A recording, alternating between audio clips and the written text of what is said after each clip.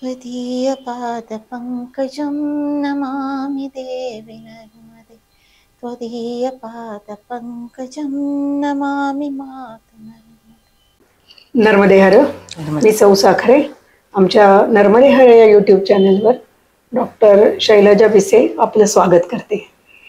नर्मदे हर. जय श्रीराम. आपला थोडक्यात परिचय द्यावा. मी डॉक्टर शैलजा पिसे होमिओपॅथिक कन्सल्टिंग करते आणि माहेर माझं बेळगावचं आहे आणि सासर गारगोटीचं आहे. आणि मी इथं पुण्यामध्ये जवळजवळ आता 15 ते 18 वर्ष झाली मी इथे स्थायिक आहे. तर घरातून म्हणजे बेळगावमध्ये कलावती यांचे बेळगावमध्ये माझे वडील वकील होते आणि आई माझी कर्नाटक मधली असल्यामुळे घरामध्ये धार्मिक किंवा पूजा सवळं हे सगळं खूप व्हायचं आणि वडील पूजा करत नव्हते पण त्यांचं जे लोकांच्याकडे जे म्हणजे सेवा करायची जी मनोवृत्ती होती ती खूप होती. ऍक्च्युअली म्हणजे सांगायचं म्हणजे वकील आणि पब्लिक प्रोसिक्युटर होते त्यामुळे इतकं धान्य वगैरे म्हणजे बटाट्याची पोती वगैरे शेंगाची पोती असे लोक आणून द्यायचे. तर आई अक्षरशः एक टोपल्यामध्ये थोडं आपल्यासाठी काढून ठेवायची आणि ते सगळे गावाला वाटायचे. अशी ती होती. आणि घरामध्ये पण दत्तोपंत महाराजांचं आम्ही दर आठवड्याला आम्ही दत्तोपंत महाराजांना ते इथे जायचो बाळेकुंद्रीला. आणि असं ऐकलंय की म्हणजे आम्हाला पूर्वीपासून आमच्या घरामध्ये जे सगळे सांगतात, माझी आजी होती, आजींचे वडील होते ते पंत बाळेकुंद्रीच्या दत्तोपंतांच्या सोबत असायचे. तर त्यांच्या घरी सुद्धा असे अनुभव यायचे की गहू पाकडून व्हायचे, तांदूळ पाकडून आपोआप व्हायचे आणि हे मुलं रडत असले की पाळणा आपोआप हालायला लागायचा. हे सगळं असं ऍक्च्युअली व्हायचं असं आजी आम्हाला सांगायची. तर आणि देवाचा म्हणा, गुरूंचा म्हणा, वडिलांच्या वरती पण आम्ही खूप काही गोष्टी ऐकलेले, गुरूंचा अनुग्रह होता त्यांच्यावर. ते असे सगळ्यांच्याकडे जायचे नाहीत. देवळाला जाताना पण ते असं म्हणायचे की सणवारात इकडं हे करायला पाहिजे, ते करायला पाहिजे, असलं काही नाही करायचं. देव शांत असताना एकटा असताना पण जाऊन यायचं. आणि शृंगेरीच्या शंकराचार्य मठाला सुद्धा आम्ही वर्षातून एकदा जायचो शृंगेरीला. अगदी छोटे छोटे असल्यापासून तिथे जायचो आणि वडिलांना खूप आवडायचं तिथे. गुरु भट म्हणून असायचे तिथे, त्यांच्याबरोबर राहायचं, त्यांच्या घरी राहायचो. 4 दिवस आमचे कसे जायचे कळायचं नाही. नदीकाठी, तुंगभद्रा नदीच्या काठी खूप छान वाटायचं ते सगळं. आणि हे सगळं बॅकग्राऊंड होतं. आणि जी सासर पण आहे ना अशी मिळाली, वारकरी कुटुंब आहे. सासरे वारीला जायचे, घरी सगळं म्हणजे प्रोग्राम हे सगळे वारीचे कार्यक्रम व्हायचे, गाव जेवण वगैरे व्हायचं, हे सगळं ऐकलं. आणि तिथेही सगळे म्हणजे देवाचं खूप करतात. म्हणजे आतापर्यंत दरवर्षी वारीसाठी पंढरपूरला सासूबाई, दीर, सासरे नव्हते, मी माझं लग्न झालं त्यावेळेला, पण ते दरवर्षी जायचे. आत्ता त्यांना जमत नाही म्हणून ते थांबलेले आहेत, पण आहे घरी. आणि मी सुद्धा टप्प्याटप्प्याने वारी करतेय, मी आणि माझे मिस्टर. म्हणजे असे धार्मिक बॅकग्राऊंड आहे आणि मलाही आवड आहे. नर्मदा परिक्रमा करण्याची प्रेरणा तुम्हाला या धार्मिक वातावरण कशी झाली? ऍक्च्युअली लहानपणीपासून पुस्तकं वाचायची मला खूप आवड आहे. म्हणजे जी पुस्तकं मिळेल ती पूर्ण करते. आणि त्यात पौराणिक पुस्तकं वगैरे वाचायला ना एक असं कुतूहल किंवा काही म्हणजे कुठले पुस्तक दिसले ना की मी वाचायला सुरुवात करते. आणि जवळजवळ 20 वर्षापूर्वी मी जगन्नाथ कुंटेंचा नर्मदे हर बुक वाचले होते. आणि ते पुस्तक वाचल्यानंतर सोडावं असंच वाटलं नाही की परत परत वाचत राहावं असं वाटत होते. ऍक्च्युअली त्या पुस्तकामुळे मला नर्मदे बद्दल कळालं. त्याच्या आधी मला काहीच माहिती नव्हतं. कर्नाटक आणि हे महाराष्ट्र ते पण बाउंड्रीला, तर नर्मदेबद्दल तिकडे एवढं कोणाला माहिती नाही. तर मलाही काही माहिती नव्हतं, पण मला इतकं छान वाटलं ना त्यावेळेला. अरे वा, म्हटलं किती मस्त आहे, तर आपण करू शकतोय का. पण मी कोणाला असं सांगू शकत नव्हते की फोर्स करून आपण सगळ्यात उठलो आणि गेलो, असं पण नाही होत ना. आणि त्यांचं तर इतकं कठीण परिक्रमा होती. म्हटलं किती छान ना, अशी नर्मदा मैया भेटते आणि इतकं छान आणि अशा वातावरणात राहतात. त्यामुळे ती मनामध्ये कुठल्या तरी कोपऱ्यामध्ये एक होतं की नर्मदा परिक्रम आहे, छान आहे. मग ती तुम्ही कुठून उचललीत आणि कोणत्या वर्षी तुम्ही केली मग ती परिक्रमा? 2023 नोव्हेंबरला मी सुरुवात केली अच्छा. आणि 2024 एप्रिलमध्ये माझी परिक्रमा पूर्ण झाली. उचलली ओंकारेश्वर? ओंकारेश्वर पासून उचलली. का तर ओंकारेश्वर ते ओंकारेश्वर ऍक्च्युअली ओंकार ज्योतिर्लिंगाला जल वाहायचं असतं, त्यामुळे मी ओंकारेश्वर ते ओंकारेश्वर. त्याबद्दल तयारी वगैरे मग कशी केली? ऍक्च्युली तयारी युट्यूबवर बघितले, कशी म्हणजे करून घेतली मैयाने. म्हणजे घरी सगळे म्हणजे गेस्ट होते, बाकी सगळ्या ह्या गडबडीमध्ये थोडं थोडं थोडं घेतले. थोडं थोडं म्हणजे खूपच घेतले होते. हेही लागेल तेही लागेल. आपण गावाला जाताना आपले 4-5 बॅग असतात, पण एका बॅग मध्ये हे सगळं बसवायचं. तर मेन स्लीपिंग बॅग म्हणा, बाकीचं सगळं ते कमंडलू लागतं. दंड मी तिकडे जाऊन घेतले, कमंडलू पण तिकडे जाऊनच घेतले ओंकारेश्वरला. पण इथून जे रेग्युलर जे लागणार होते, ड्रेस, पांढरे कपडे वगैरे, हे सगळ्याची तयारी केली होती. आणि पायात बुटाचं प्रिफर केलं का, फ्लोटर्स किंवा स्लीपर्स वगैरे काही प्रिफर केले तुम्ही? पुढे चेंज करायला लागलं? मी शूजच प्रिफर केले.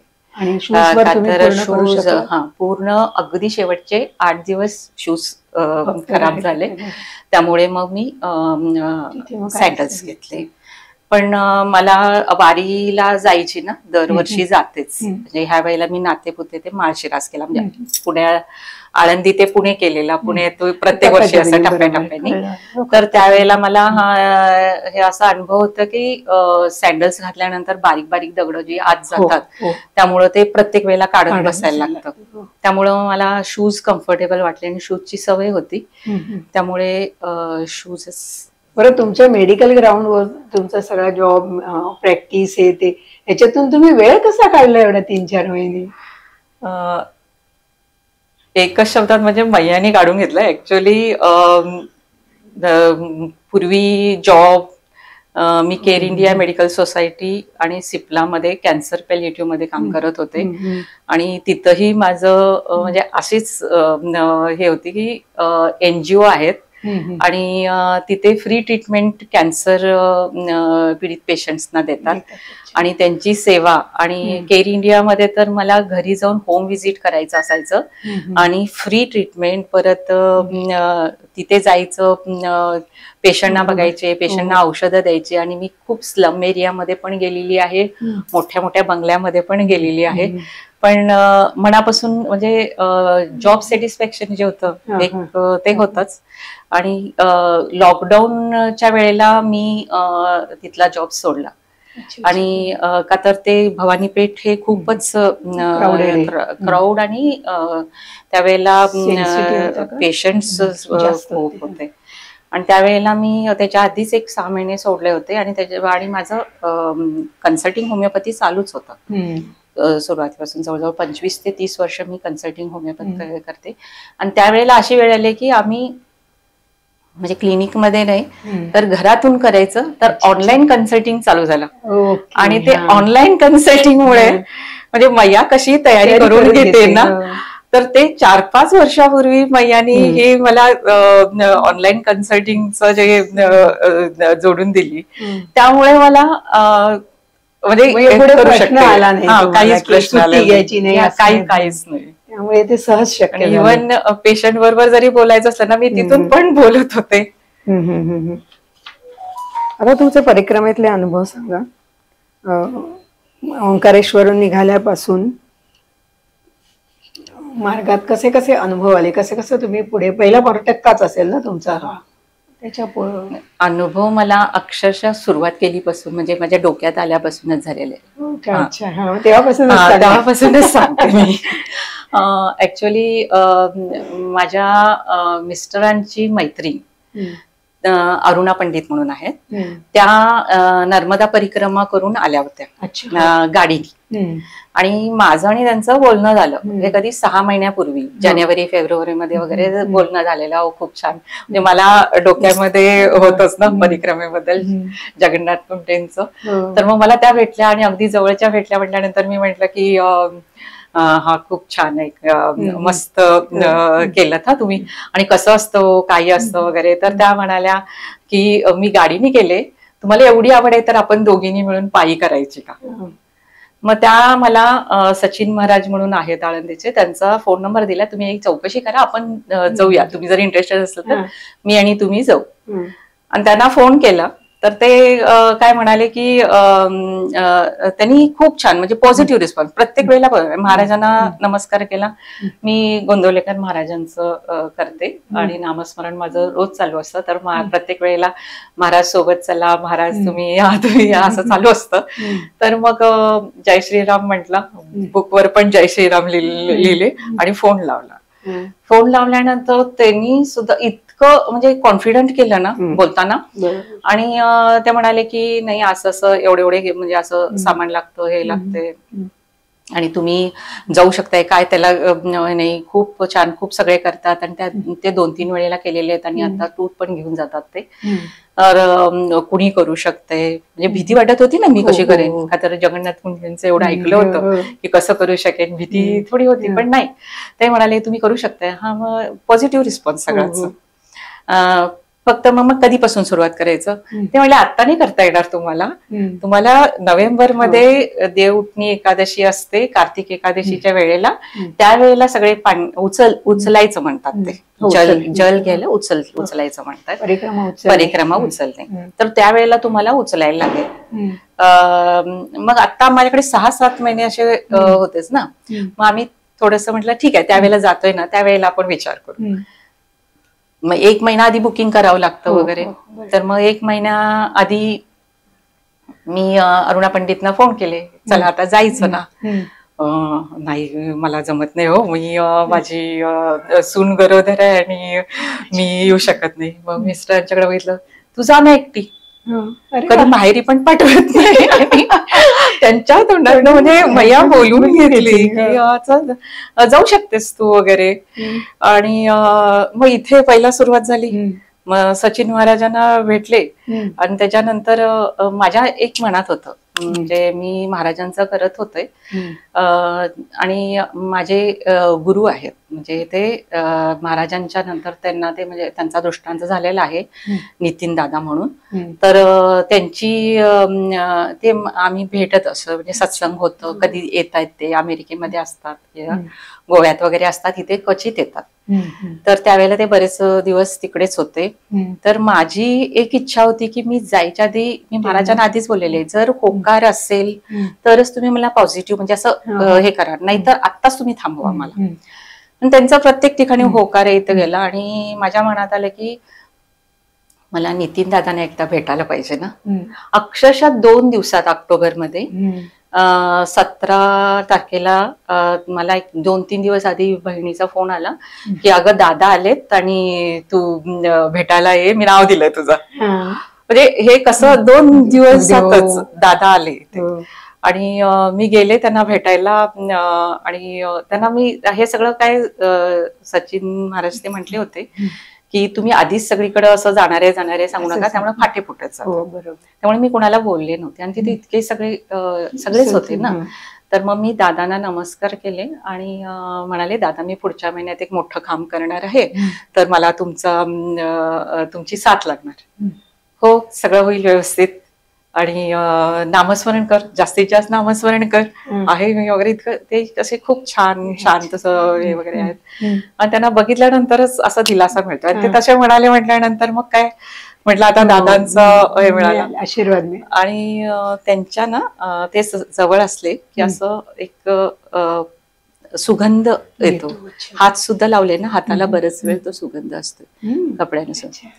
तर मग तिथं तो सत्संग झाल्यानंतर मी त्यांच्याकडे माझा सगळे रुमाल वगैरे काहीतरी देत होते. तर मग मी टिश्यू पेपर द्यायला गेले, तर ते म्हणाले तुला नाही टिश्यू पेपरला, रुमाल घेऊन ये. आणि त्यांनी अक्षरशः असं असं हात हे केले आणि माझ्या हातात दिला. तर सगळे हसायला लागलेले ना बाजूला, तिला गरज आहे असं म्हणाले. हे त्यांना ते कळालं असं मला वाटतंय. मग मी लगेच घेतलं, ते एका कव्हर मध्ये घालून ते जपून ठेवले. म्हणलं हे मला उपयोगी येणार, का तर ते माझ्या सोबत राहणार आहेत. जपमाळ घेतलं त्यांच्या, ते पण त्यांच्या हातात दिलं ना. अगदी तेही नंतर ते निघाले होते, शूज घालत होते, कोणतरी येणारे थांबले, परत शूज काढले, तर कोणीतरी जपमाळ दिला. मग माझ्या लक्षात आला, अरे जपमाळ. मग मी बस मधला जपमाळ काढला आणि लगेच त्यांच्या हातात. ते हसायला लागले, हो हे पण तुला लागणार आहे ते म्हणाले आणि दिले. आणि त्या दिवशी मी बुकिंगला गेले. इथला अनुभव चालू मी आता सांगते तुम्हाला. त्या दिवशी म्हटलं आता दादांची मला परवानगी मिळाली आहे आणि मी इथं कोथरूडला आलेले. मी तिथून वारजेपर्यंत मी चालत गेले बरं का त्या दिवशी. आणि गेल्यानंतर मग मिस्टर काय म्हटले, आता दादांचं पण तुझं झालेलं आहे व्यवस्थित सगळं, तर आपण तिकीट बुक करू. आणि तोपर्यंत आम्ही मुलाला पण सांगितलं नव्हतं बरं का. तो बार्शीला असतो MIT मध्ये हॉस्टेलला. तर बुकिंग करूया. आणि बुकिंग ऑफिसला फोन केला, सगळीकडे बघितले, तर कुठे अवेलेबल नाही. एकादशी दिवशी सुरू करायचं म्हणजे त्या दिवशी ऑक्टोबर 17 आणि 17चे नाहीत, 18चे नाहीत, 20चे नाही, कुठेच नाही. म्हटलं आता काय करायचं. आठवडाभर सुद्धा फुल, सगळे पॅक. तर नोव्हेंबरची वेळ होती आणि एवढं पॅक ह्याच्यामध्ये म्हटलं तर काय करायचं. म्हटलं महाराज हो म्हटलेत ना तर काहीतरी होईल. आणि दोघेही ट्रेन चेक करतोय तर तोपर्यंत मला एका ट्रेनमध्ये 143 सीट्स मला दिसल्या. आणि लगेच मी त्यांना म्हटलं, आणि ते पण म्हटले अहो नाही आहेत, कुठेच नाही आहेत असं. ते बुकिंग ऑफिसर फोन चालूच होता. आणि 10 वाजलेले ह्याच्यामध्ये, हे सगळं रात्रीचे 10. का तर मी इथून गेले, घरी पोचले 8 वाजले. आणि त्याच्यानंतर आम्ही बघत होतो. आणि तो जो बुकिंग ऑफिसचं पण हे पुष्पमध्ये, तर त्यांनी पण खूप चेक करत होता. नाही मला पाहिजेच आहे म्हटल्यानंतर त्यांनी पण बघितलं, नाही मॅडम नाहीये. मग 15 दिवस माझं पुढे जाणार होतं. पण मी यांना म्हटलं 1-2-3 दिवस पुढे गेले तरी मला चालेल.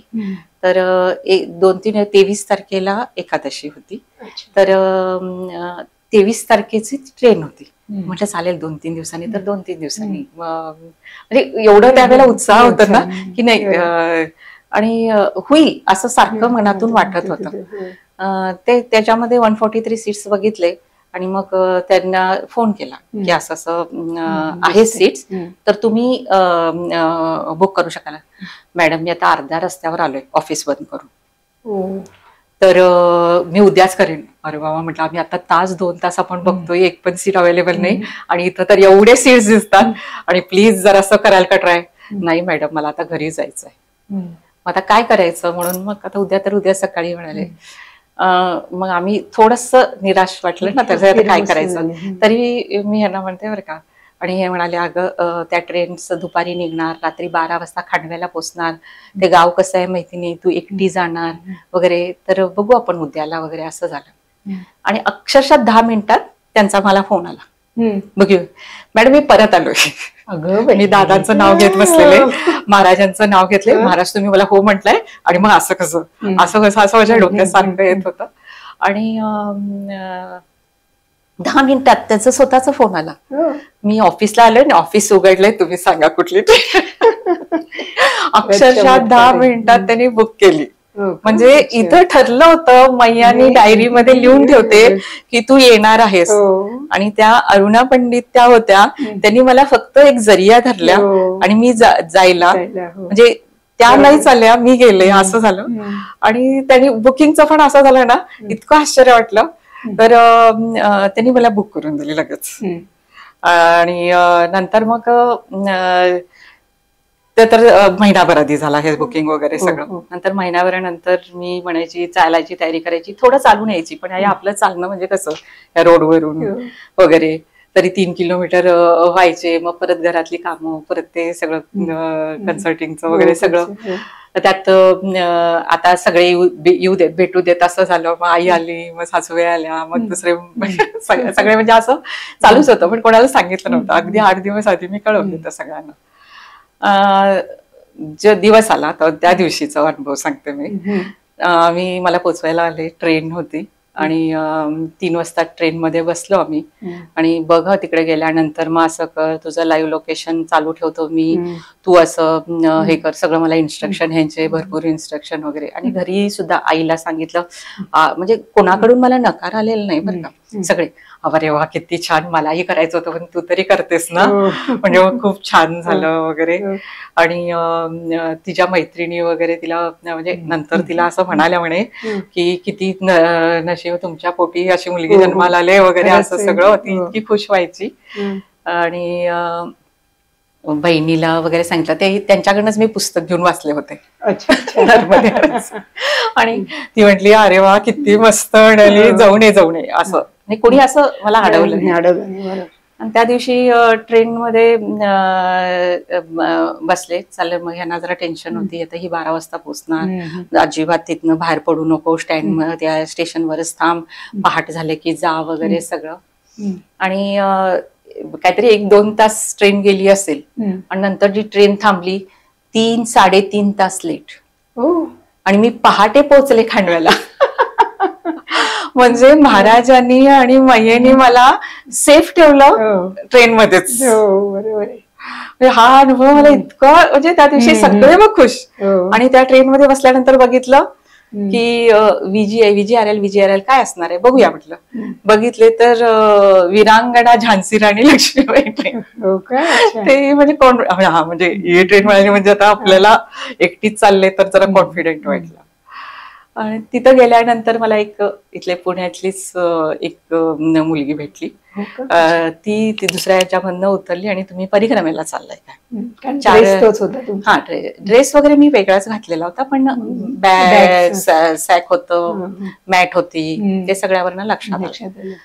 आणि दोघी असल्यामुळं काय झालं, आम्ही 4:30ला बाहेर पडलो, गाडी पकडली, ओंकारेश्वर रोडला गेलो. आणि तिथनं ओंकारेश्वर रोड वरून ओंकारेश्वरला जाताना पण असा एक अनुभव आला ना, त्या 6 सीटर्स वगैरे असतात तिथे. आणि आम्ही तिथे त्या 6 सीटर मध्ये बसलो, तो फुल झाल्याशिवाय जाणार नाही. आणि असं ते लोक कंटाळ्याचे उतरून जायचे, मग तो परत फुल व्हायला वाट बघायचा. असं जवळजवळ 2 तास गेले तिथे. त्याच्यानंतर म्हटलं आता काय करायचं. मग ती सोबत होती, ती पण तसं एकटीच होती. ती म्हटली नाही आता आम्ही आजपासूनच चालायला लागूया. म्हटलं चला जाऊया, बघूया लिफ्ट मिळाली तर मिळाली. तर प्रत्येक गाडीला आम्ही लिफ्ट मागायचो, पण ते काही लोक पुढे जायचे. अगदी एक काही किलोमीटर वगैरे गेलेलो असणार, एक गाडी थांबली, पाठीमागे आली आणि ते म्हटले परिक्रमा करने के लिए आए हो. तर हा बैठो बैठो बैठो, मैयाजी बैठो म्हटलं. बसले. आणि ते तर असे निघाले ना, ते गुरूंचं इतकं करत होते, पंजाबी होते आणि त्यांचं आणि गुरूंचं एवढं नातं होतं. त्यांनी इतक्या गुरूंचे नाव आम्हाला सांगितले तिथं. म्हणजे ही सुरुवातच अशी छान झाली ना. आणि त्यांनी आम्हाला ओंकारेश्वरच्या म्हणजे गजानन महाराज सोडले. आणि मैयाजी याद रखना म्हणून. आणि इतकं छान आपका परिक्रमा अच्छे तरह से हो जाओ, हमारे भी नमस्कार बोल देना मैया को, हम इधर तो आए हैं, सगळं खूप छान बोलले. मग आम्ही म्हणजे कसं 9च्या आत आम्ही गजानन महाराज मठात पोहोचलो. म्हणजे हे माझं सुरुवातीचा अनुभव झाला. आणि त्याच्यानंतर जे म्हणजे तिथं मानदाता परिक्रमा असते, संकल्प घ्यायचा असतो. संकल्प घेताना थोडस टेन्शन येतं. तर मी सगळे ह्यांना पण सांगितलं, सगळे रिलॅक्स ना, मला एवढं तर वेळेबद्दल सगळं पोचली वगैरे सगळं, पण आता काय सुरुवात करणार, थोडं टेन्शन घरामध्ये येतच होतं. आणि त्या दिवशी मग ते जे गुरुजींचं नाव वगैरे दिलेले होते सचिन महाराज, त्यांना जाऊन भेटला, त्यांच्याकडनं ते सर्टिफिकेट वगैरे करून घ्यायचं असतं. ते सगळं व्यवस्थित झालं सगळंच. पहिल्या दिवशी गेल्याच मैयाचं स्नान पण झालं त्या दिवशी. का तर इथं इतकी गर्दी होती त्यावेळेला, सगळेच उचलतात आणि अशी तुफान म्हणजे हजारो लोक, प्रत्येक ह्याच्यामध्ये हजारो लोक. आणि त्यामुळे कसं व्हायचं की सगळे म्हणजे एवढी गर्दी. आणि इथं आता बाथरूम मध्ये पण जाणे काय करायचं, आता ह्याच्या पुढे असंच करायचंय, चला म्हटलं मैयाला स्नान करूया. आणि पहिल्या दिवशीच मैयाचा स्नान झाला, छान वाटलं ते. आणि मग ते ओंकारेश्वरचं दर्शन वगैरे सगळं त्या मानदातामध्ये होतं. त्याच्यानंतर जे संकल्प करायचं असतं ना, तर संकल्पाच्या वेळेला त्यांनी सांगतात आता तुम्ही फक्त इथं लक्ष द्यायचं, घराकडे अजिबात लक्ष द्यायचं नाही, काही असलं तरी तुम्हाला सांगू नका म्हणून सांगायचं वगैरे. तर ते थोडं टेन्शन नेतच ना काही. आणि पहिल्यांदाच एवढे दिवस मी एकटी बाहेर पडले होते, पण काही नाही, म्हटलं मैया आहे आणि महाराज आहेत, दादा आहेत, ते दादा मी गुरु समजलेले खरंच नितीन दादा आहेत, तर सगळं ते व्यवस्थित करतील. मी दादांना सारखी मनात म्हणायची, महाराजांना म्हणायची की तुम्ही घराकडं पण लक्ष द्या, माझ्याकडे माझ्या सोबतच राहा पण त्यांच्याकडेही लक्ष द्या, असं सारखं चालू असायचं. आणि त्या दिवशी संकल्प घेतला आणि जो बॅग होता माझा खूपच जड होता, म्हणजे जवळजवळ 12-13 किलो वजन. आणि एवढं चालून सवय नाही, बिग बॅग घालून चालायची प्रॅक्टिस पण नव्हती केलेली. आणि म्हटलं आता काय करायचं, तर नाही आता घेऊन तर चालायलाच पाहिजे, काही पर्यायच नव्हता. आणि तिथून आम्ही निघालो, तर थोडस पूजा व्हायला उशीर झाला, ऊन होतं भरपूर. आणि एकरोटी बाबा म्हणून आहे मोरटक्क्याकडे जाताना पहिला जो येतोय ते एकरोटी बाबा आश्रम आहे.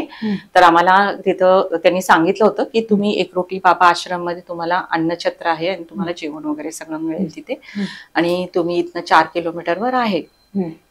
ठीक आहे, चालायला लागलो. माझ्याबरोबर जी मला फर्स्ट भेटली होती पुष्पा म्हणून होती, ती होती, आणि अजून एकट्या मुंबईच्या म्हात्रे मॅडम होत्या, त्या होत्या. तर आम्ही एकत्र चालायला लागलो. आणि मग नाम तर चालूच असायचं मनामध्ये. आणि सुरुवात केली.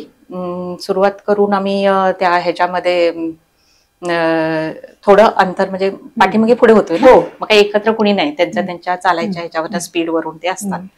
मी थोडीशी पुढे होते त्यावेळेला. तर एकरोटीच्या 1 किलोमीटर आधी, एकरोटी बाबा आश्रमच्या 1 किलोमीटर आधी एक व्यक्ती तिथे उभे होते. आणि माताजी मैयाजी आप नर्मदे हर म्हणाले. नर्मदे हर म्हटलं, हमारे यहाँ खाने के लिए भोजन प्रसाद है आप हमारे यहाँ आज. तर कितने मूर्ती आहे, मूर्ती म्हणतात तिथे. तर मी ह्या दोघी होत्या म्हटल्यानंतर और 2 मूर्ती आहे, रुकेंगे उनके लिए म्हटलं आता आपण एकत्र जायचं आहे, म्हटलं थांबूया आपण. आणि ह्या खूपच मागे होत्या. तोपर्यंत एक काका आले, त्यांना पण त्यांनी म्हटलं हमारे यहाँ आप खाने के लिए आ जाइए. म्हणजे मी तिथे उभीच होते, ह्या का अजून आलेल्या नव्हत्या, त्यांना अजून एकटे आले, असं 2-3 त्यांनी सांगितलं. आणि त्यात जे आले कितने मूर्ती म्हटल्यानंतर ते माझ्या आधी काका आलेले होते, ते म्हटले मैं अकेला हूँ. आणि दुसरे जे आले ते म्हणाले हम 12 लोक आहे वगैरे. तिथं मग ह्या आल्या, मग आम्ही सगळे गेलो. तर तोपर्यंत त्यांचं 10 लोकांना ते जेवण देतात. आणि ते खूप जास्ती झाले ना, तर मग थोडा वेळ थांबायला लागलं. तर ते जे काका होते, ते पहिल्यांदा भेटले होते, म्हणजे माझ्या नंतर जे आलेले, ते सगळ्यांना, म्हणजे आम्ही जेवायला बसलेलो, त्यांचा भात अजून व्हायचा होता. नाही, मैया को पहिले दे दो, मैया को पहिले दे दो. म्हणजे म्हणाले, म्हणजे ओळख वगैरे अशी काय नव्हती, पण त्यांचं इतकं छान, म्हणजे वडिलांच्या सारखं, मैया को पहिले दे दो, आपने खाना खाया है ना, वो आपके साथ नहीं है ना, फिर आप इतना क्यों उनका ख्याल रख रहे हो, असं ते झालं काकांचं. आणि तिथं एकटे इंदोरचे होते सेवा द्यायला आलेले, त्यांनी काय म्हणाले, मग पुढे काय करायचं, कसं करायचं, सगळे विचारतात ना फर्स्ट डे असल्यामुळे. तर तिथं मोरटक्क्याला अणगादत्त आश्रम आहे आणि खूप छान आहे. मुजुमदार म्हणून त्या मॅडम खूप चांगले आहेत आणि छान आश्रम आहे, तुम्ही तिथे जाऊ शकताय वगैरे सगळं सांगितलं. ठीक आहे, तिथंच राहिला. मी नंतर मग पुढे चालायला लागलो. एकरोटी बाबांच्या इथे आलो. तिथला एक अनुभव मी सांगते एकरोटी बाबांच्या इथला. आता काय झालं, जी माझ्याबरोबर पुष्पा होती ती पुढे गेलेली होती, मी आणि वंदनाताई त्या आम्ही पाठीमागे होतो. त्या जरा हळूहळू माझ्या एज जरा हळूहळू चालत होत्या, एकट्याच होत्या. तर मग हळूहळू पुढे आलो, एकरोटी बाबांच्या इथे आलो. मग बॅग वगैरे ठेवले, मग ती आधी गेली. मग तिथं आता जेवायला सांगितल्यानंतर किंवा काही सांगितलं, चहा घ्या म्हटलं, तर इथे सचिन महाराजांनीच सांगितलं होतं नाही म्हणायचं नाही, का पुढे गेलं की तुम्हाला काही मिळणार नाही. मग आम्ही म्हटलं आता ते म्हणाले जेवायला थांबा. तर म्हटलं आता काय करायचं नाही, थोडं थोडंसं कदा पोट भरलेलं होतं, थोडं थोडंसं खायचं. मग पुष्पा आधी आत गेली आणि नंतर मग ह्या आल्यानंतर मग ह्यांना घेऊन आम्ही तिकडे गेलो. तर तिथे असा एक जिना होता, असा इकडे एक जिना होता. तर आम्हाला सांगितलं जिन्यावरनं वरती जायचं. आम्ही ह्या जिन्यावरनं वरती गेलो. अर्धा जिना चढलेला तोपर्यंत त्या माणसाने म्हटलं की अहो मैयाजी उदरणे वगैरे सांगितलं. आणि मग नंतर मग त्याला काय वाटलं म्हणाले, नाही मैयाजी चलो आप मेरे साथ चलो. आणि त्यांचे ते मेन ते संपादक होते, त्या काय एकरोटीचं एक मॅगझिन आहे त्यांचे ते संपादक होते. आणि बाकीचे सगळे इकडे गेलेले आणि त्यांनी आम्हाला घेऊन गेले, त्यांच्या सोबत बसवलं. मी म्हटलं नाही थोडं थोडंसंच खाणार वगैरे, मग थोडंसं त्याच्यावर आता आम्ही खाऊन आलोय, आता नाही म्हणायचं आणि मग खातोय. मग त्यांनी सगळं त्यांचं सांगितलं. एकरोटी बाबांच्याकडे आम्हाला घेऊन गेले, तिथं त्यांनी आम्हाला रुद्राक्ष दिलं आणि ते काय म्हणाले, मी जरा उशीर झालो आज जेवायला, का तर कोणीतरी मैया ज्या संत होत्या त्या जाऊन काहीतरी 13वा दिवस होता, तर पूर्ण इंडियामधले जेवढे संत होते तिथं आलेले होते. आणि मग त्यांना मी जाऊन आता भेटून आलो आणि आता मी जेवणार आहे, तर माझ्याबरोबर तुम्ही जेवा वगैरे. त्यांच्यावर थोडस खाऊन घेतलं, एकरोटी बाबांना भेटलं, ते रुद्राक्ष दिलं. एकरोटी बाबा आहेत आहेत आहेत आणि खूप छान त्यांना मग नमस्कार केला, त्यांच्यावर फोटो वगैरे पण काढले मस्त. त्यामुळे छान आशीर्वाद पण दिला त्यांनी. आणि मग तिथून जी सुरुवात झाली ना माझ्या, हा एक माझा खूप छान अनुभव आहे. तर हे बॅकग्राऊंड मी फक्त सांगितले का, तर पुढचा अनुभव तुम्हाला सांग. तर तिथून आम्ही पुढे चालायला लागलो हे सगळं. त्याच्यानंतर मग हे एकाकडे मी एकाकडे असं, गर्दी खूप होती का तर ते त्या मैयांचं, त्यामुळे ते गर्दी गाड्या खूप होत्या. आणि मी एकाकडे वेगळीच ठिकाणी गेले. तर पुढे गेल्यानंतर विचारले, नाही आपका रोड उधर आहे मोर टाका का. तिथं बघितलं तर ते पूर्ण संतांची अशी गाड्यांची लाईन होती आणि सगळ्यांनी नमस्कार केला, सगळ्यांना नमस्कार केले आणि मी परत आले. म्हणजे तेवढं जाऊन मी परत आले आणि मग मी परत मोरटक्क्याच्या रोडला राहिले. आणि त्यावेळेला मी एकटीच होते. आणि पुढं गेल्यानंतर थोडं ते कसं होतं की बाकीचे पण निघाले होते ना, तेही ओळखी झालेले असतात. तर त्या आम्हाला एका हॉटेल जवळ थांबले होते. नाही या इकडे म्हणाले, मराठी होते सगळे.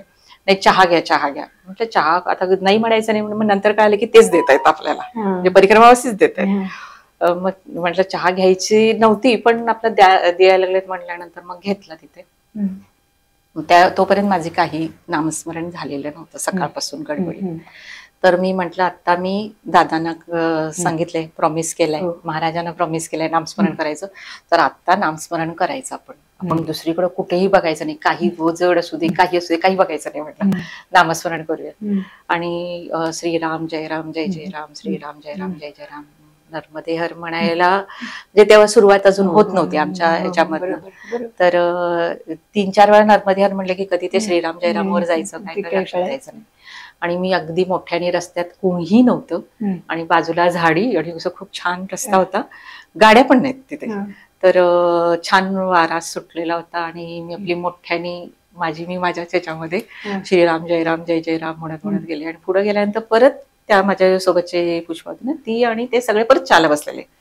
आणि मला इकडे आणि मला काय चहाची एवढी सवय पण नाही आणि माझं जप चालू होता. मी म्हटलं नाही असं म्हणाले आणि मी जाते पुढे. आणि मी गेले एकटी पुढे. आणि नंतर मात्र मी एकटीच होते, पूर्ण रस्त्याला कोणी नव्हतं, नवीन रस्ता. आणि नंतर जे वादळ सुरू झाले तिथे जोरात, आणि जोरात वारा वगैरे यायला लागला. तसंच मी माझ्या ह्याच्यामध्ये म्हणजे मला लक्षात पण आलं नाही की मी जप करत होते आणि मोठ्याने करत होते. आणि त्यांचं दादांचं एक नवीन म्हणजे ह्याचं चॅन्टिंगचं हे आहे, खूप छान आहे, श्रीराम जय जय राम, असं ते असं म्हणत मी चालले होते. तर ते मधी गेले तर तिथे कुटी होती, तर तिथे एक साधू महाराज बसलेले होते. आणि आपल्याला अशी सवय नाही ना ते जटा आणि हे सगळं बघून वगैरे. आणि ते म्हणाले, मैया अंदर आ जाओ, नर्मदे हर मैया अंदर आ जाओ, अभी बारिश चालू होने वाला है, बहुत मौसम खराब है, आप इधर ही रुकना, आगे मत जाना वगैरे सगळं. पण अगदी म्हणजे थेंब थेंब कुठे पडत होते, वारा वगैरे येत होता. पण मला काय असं पहिल्यांदाच एकटी असल्यामुळे मला तिथं राहावंसं काय वाटलं नाही. म्हणून मी म्हटलं जय श्रीराम म्हटले, नर्मदे हर म्हटले आणि मी पुढे चालू लागले. आणि परत माझं चॅन्टिंग चालू ठेवलं. आणि बरंच वेळ गेली अशीच चॅटिंग मध्ये आणि खूप छान चॅन्टिंग झालं माझं. तोपर्यंत ह्यांचा फोन आला मला, तू कुठे आहेस? त्यावेळेस तो बारीक पावसाची सुरुवात झालेली होती. तर मग तिथे एक हॉटेल होतं. मी त्यांना विचारलं, मी इथून मोरटक्का किती लांब आहे? म्हणजे मला अजून लांब आहे असंच डोक्यामध्ये वजन होतं, सगळं होतं. आणि एकटीच पण होते. तर ते म्हणाले इथून अर्धा किलोमीटर आहे. इतकं बरं वाटलं ना. मग मी त्यांना म्हटलं मी अर्धा किलोमीटरच चालतो आणि म्हणजे आम्ही 4 किलोमीटर आधी आहे आणि पाऊस सुरू झाले तर आम्ही ती जी कुटी मला सांगितली होती ना आम्ही इथेच राहणार आहे, ह्या बाबा आम्हाला बोलवले तर आम्ही इथेच राहणार आहे. मी म्हटलं अर्धा किलोमीटर भिजत तर भिजत मी जाते बाबा म्हटलं आता. आणि महाराज होते, मैया होती, दादा होते, चालायला लागले श्रीराम जय राम जय जय राम. मग पाऊस यायला सुरुवात झाली, बारीक बारीक पाऊस पडायला लागलं आणि काळोख एकदम पूर्ण काळोख. आणि सगळे मध्ये रस्त्यात भेटलेले म्हणाले मैयाजी रेड अलर्ट बोला है आप जल्दी जाओ जल्दी जाओ वगैरे. पण भीती अजिबात वाटली नाही मला. म्हटलं मी जायला लागले. मोटक्याला पोहोचले, क्वार्टरला पोहोचले आणि मग तिथं मला हे अनगादत्त आश्रम माझ्या डोक्यातनं गेलेलं होतं पूर्ण. मी म्हटलं आश्रम किधर है. तर तो माणूस म्हणाला मैया आप यहाँ से जाओ, उधर राइट टर्न ले लो, उधर से आगे जाओ, आपको आश्रम मिलेगा. दोघं तिघांना विचारलं तेच. आणि मग कॉर्नरला एक माणूस मला भेटले ते. आणि ते म्हणाले मैयाजी आश्रम जाना है क्या. तर हा कितने मूर्ती आहे आप.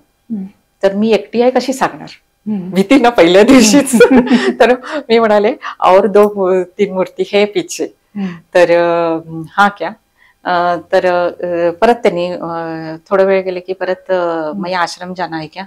हा जाना है. परत मी म्हटलं नाही आ रहे आगे देखती हूँ म्हणून मी पुढे जायला लागले. आणि पाऊस जोरात सुरुवातच झाली पावसाची. आणि असं एक वेळ आला ना तिथे, त्यांनी मला परत विचारलं आप अकेली हो क्या. मग बघायला मला काय राहुल रे का तो पाऊस एवढा जोरात. हा मैं अकेली हूँ मुझे आश्रम में जाना है. म्हटलं महाराजांच्यावर सोडून दिला. इधर चलो. अक्षरशः तिथे बघितलं तर अनगादत्त आश्रम लिहिलेला होता आणि त्याच्या समोर येऊन मी त्यांना म्हणाले की मी अकेली हूँ. आणि त्यांनी पण कशाला विचारत होतं कारण ती एकटीच तिथं जागा होता. अच्छा, छोटा आश्रम आहे, एकटीच आहे आणि त्या मुजुमदार बाईंचा तो मुलगा होता. ओके. आणि मला कसं असतं ना तिथपर्यंत मला महाराजांनी त्या आश्रमपर्यंत सोडला आणि तिथे महाराजांचं त्यांनी आरतीचं बुक दिलं तर त्याच्यामध्ये महाराजांचा फोटो आणि मग त्यांचे इतकं छान आश्रम ते. तर मग ते रेड अलर्ट सांगितले होते, खूप पाऊस आला तर त्यांनी आम्हाला पुढे जाऊच दिलं नाही. आम्ही 2 दिवस तिथेच राहिलो. इतकं ते त्यावेळेला पाऊस होता म्हणजे बाहेर पडूच देत नव्हते. नदीला पूर आलेला होता, सगळं चिखल झालेलं होतं. नाही म्हणाले कोणालाच आम्ही जाऊ देणार नाही म्हटले अशा ह्याच्यामध्ये. आणि तिथे माझी मेन सुरुवात झाली आणि तिथे मला सगळे माझे सोबत मिळाली. खूप छान. का तर ह्यांची सोबत तिथेच तुटली होती आणि तरी मी त्यांची काळजी करत होते. म्हटलं काय कुठे आहात तुम्ही. आम्ही इथंच आहे. आणि त्या कुटीमध्ये म्हणजे पहिल्या दिवशी कसं असतं ना त्यांना तिथं ते सदाव्रत मिळालं, त्यांना करून खायला वगैरे सगळं लागलं. पण महाराजांनी मला अशा ठिकाणी पोचवलं ना तिथं पक्वानच त्यांनी आता हे करून घालू का ते करून घालू का वगैरे. आणि ते आजोबा होते तिथं ते मदतीला ते सेवेकरी म्हणून आलेले, ते पुण्याचेच होते.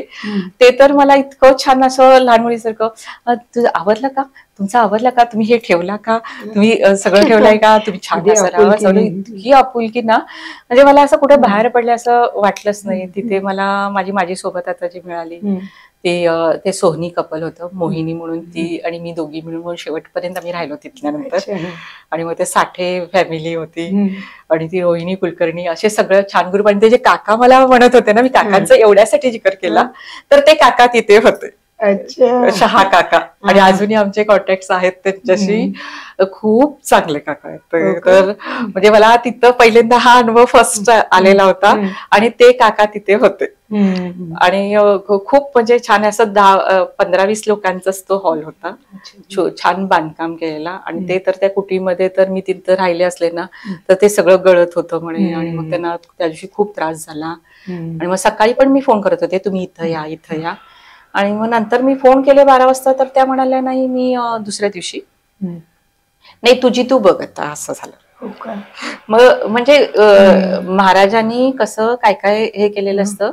आणि जी मला साथीदार मिळाली मोहिनी ती महाराजांचं गोंदवलेला जाऊन अनुग्रह घेऊन आलेली आणि मी दादांना भेटून आलेले. आणि त्याच्यानंतर आमची मैयाची आरती व्हायची एवढ्या दिवसात, 4-5 महिने जे आम्ही कंप्लीट केला.